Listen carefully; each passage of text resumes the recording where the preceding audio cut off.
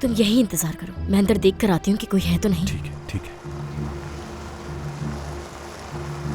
मेहमत होगा, फिक्र करने की जरूरत नहीं। जल्दी जल्दी नसरीन अंदर ले जाओ, मुझे यहाँ नहीं रुक सकता मैं। जुनैद जल्दबाजी मत करो, अंदर अभी सब लोग जाग रहे हैं, कोई देख लेगा तुम्हें। मरियम के साथ जो कुछ भी हुआ तुमने इस बारे में करीम को क्यों नहीं बताया?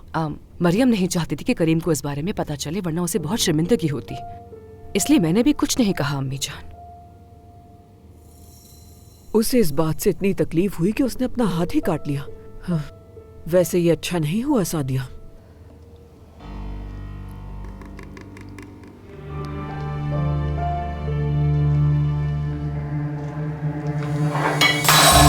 क्या तुम्हें किचन से कुछ टूटने की आवाज आई है तूबा? लगता तो यही है। मैं जाकर देखती हूँ।